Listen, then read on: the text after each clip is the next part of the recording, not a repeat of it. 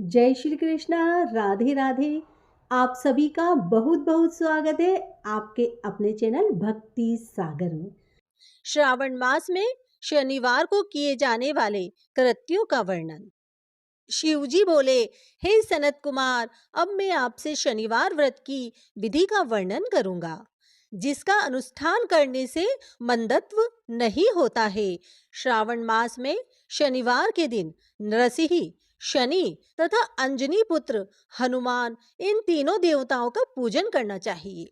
दीवार पर अथवा स्तंभ पर नरसिंह की सुंदर प्रतिमा बनाकर हल्दी युक्त चंदन से और नीले, लाल तथा पीले सुंदर पुष्पों से लक्ष्मी सहित जगतपति नरसिंह का भली भांति पूजन करके उन्हें खिचड़ी का नैवेद्य तथा कुंजर नामक शाक का भोग अर्पण करना चाहिए।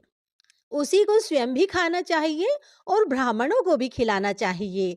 तिल का तेल तथा घृत स्नान भगवान नरसिंह को प्रिय है।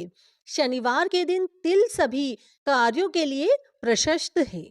शनिवार के दिन तिल के तेल से ब्राह्मणों तथा सुवासिनी स्त्रियों को उपटन लगाना चाहिए तथा कुटुंब सहित स्वयं भी संपूर्ण शरीर में तेल लगाकर स्नान करना चाहिए तथा उड़द का भोजन ग्रहण करना चाहिए। इससे भगवान नरसिंह प्रसन्न होते हैं। इस प्रकार श्रावण मास में चारों शनिवारों में इस व्रत को करना चाहिए।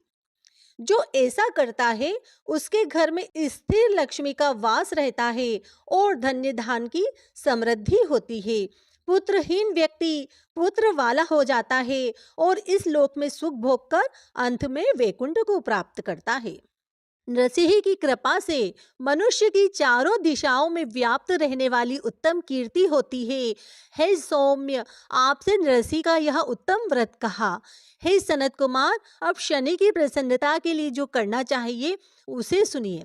एक लंगड़े ब्राह्मण और उसके अभाव में किसी ब्राह्मण के शरीर में तिल का तेल लगाकर उसे उष्ण जल से स्नान कराना चाहिए और श्रद्धा पूर्वक नरसिंह के लिए बताए गए अन्न अर्थात खिचड़ी उसे खिलानी चाहिए।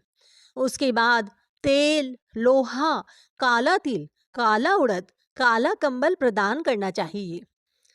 इसके बाद व्रती यह कहे कि मैंने यह सब शनि की प्रसन्नता के लिए किया है, शनिदेव मुझ पर प्रसन्न हो। उसके बाद तिल के तेल से शनि का अभिषेक कराना चाहिए। उनके पूजन में तिल तथा उड़द के अक्षत प्रशस्त माने गए हैं।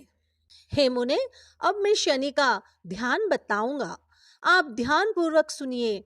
शनैश्चर कृष्ण वर्ण वाले हैं, मंद गति वाले हैं, कश्यप गोत्र वाले हैं, सौराष्ट्र देश में पैदा हुए हैं, सूर्य पुत्र हैं, वर देने वाले हैं, दंड के समान आकार वाले मंडल में स्थित हैं, इंद्र नीलमणि तुल्य कांति वाले हैं, हाथों में धनुष बाण त्रिशूल धारण किए हुए हैं, गिद्ध पर आरूढ़ हैं, यम इनके अधिदेवता हैं, ब्रह्मा इनके प्रत्यधिदेवता हैं। ये कस्तूरी अंगूर का गंध तथा गुग्गल का धूप ग्रहण करते हैं। इन्हें खिचड़ी प्रिय है। इस प्रकार ध्यान की विधि कही गई है। इनके पूजन के लिए लोहमयी सुंदर प्रतिमा बनानी चाहिए।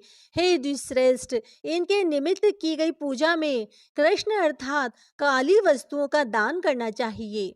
ब्राह्मण को काले रंग के 2 वस्त्र देने चाहिए और काले बछड़े सहित काली गो प्रदान करनी चाहिए।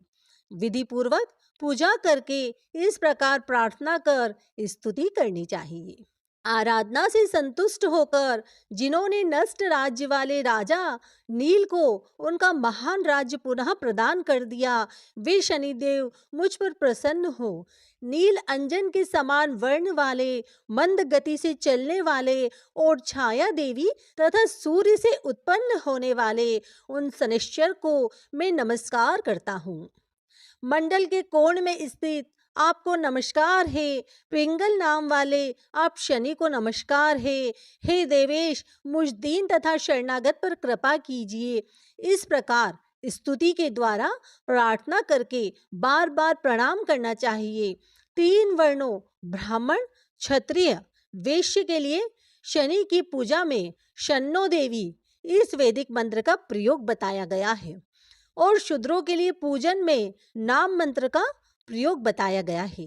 जो व्यक्ति दत्त चित्त होकर इस विधि से शनिदेव का पूजन करेगा, उसे स्वप्न में भी शनि का भय नहीं होगा। हे विप्र, जो मनुष्य श्रावण मास में प्रत्येक शनिवार के दिन भक्ति पूर्वक इस विधि से इस व्रत को करेगा, उन्हें शनिश्चर के द्वारा लेश मात्र भी कष्ट नहीं होगा। जन्म राशि से पहले दूसरे, चौथे, पांचवें, सातवें, आठवें, नवे अथवा 12वें स्थान में स्थित शनि सदा कष्ट पहुंचाता है। शनि की शांति के लिए शमाग्नि इस मंत्र का जप करना चाहिए। उनकी प्रसन्नता के लिए इंद्र नीलमणि का दान करना चाहिए। हे सनत कुमार, इसके बाद अब मैं हनुमान जी की प्रसन्नता के लिए विधि का वर्णन करूंगा। हनुमान जी की प्रसन्नता के लिए श्रावण मास में शनिवार को रुद्र मंत्र के द्वारा तेल से उनका अभिषेक करना चाहिए। तेल में मिश्रित सिंदूर का लेप उन्हें समर्पित करना चाहिए। जपा कुसुम की मालाओं से, आग धतूरा की मालाओं से, मंदार पुष्प की मालाओं से, बटक बड़ का पेड़ के नैवेद्य से तथा अन्य उपचारों से भी यथाविधि अपने सामर्थ्यानुसार शक्ति भक्ति से युक्त होकर अंजनी पुत्र हनुमान जी की पूजा करनी चाहिए। इसके बाद बुद्धिमान को चाहिए कि हनुमान जी की प्रसन्नता के लिए उनके 12 नामों का जप करें। हनुमान, अंजनी सुत, वायुपुत्र, महाबल, रामेष्ट, फाल्गुन, सखा, पिंगाक्ष, अमित विक्रम, उद्धतिक्रमण, सीता शोक विनाशक, लक्ष्मण प्राणदाता और दशग्रीव दर्पहा, ये 12 नाम हैं। जो मनुष्य प्रातः काल उठकर इन 12 नामों को पढ़ता है, उसका अमंगल नहीं होता और उसे सभी संपदा सुलभ प्राप्त हो जाती है। इस प्रकार श्रावण मास में शनिवार के दिन वायुपुत्र हनुमान जी की आराधना करके मनुष्य वज्रतुल्य शरीर वाला, निरोग तथा बलवान हो जाता है। अंजनी पुत्र की कृपा से वह कार्य करने में वेगवान तथा बुद्धि वैभव से युक्त हो जाता है।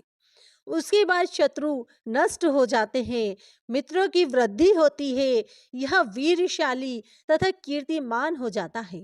यदि साधक हनुमान जी के मंदिर हनुमत कवच का पाठ करे तो वह आर्यमा आदि 8 सिद्धियों का स्वामित्व प्राप्त कर लेता है और यक्ष, राक्षस तथा बेताल उसे देखते ही कंपित तथा भयभीत होकर वेग पूर्वक 10 दिशाओं में भाग जाते हैं। हे सत्तम, शनिवार के दिन पीपल के वृक्ष का आलिंगन तथा पूजन करना चाहिए।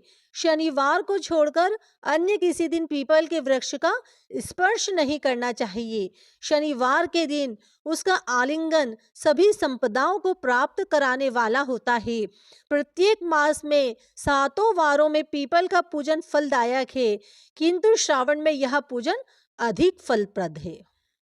इस प्रकार श्री स्कंद पुराण के अंतर्गत ईश्वर सनत कुमार संवाद में श्रावण मास महात्म्य में शनिश्चर, नरसिंह, हनुमत पूजन आदि शनिश्चर कृत कथन नामक 10वां अध्याय पूर्ण हुआ।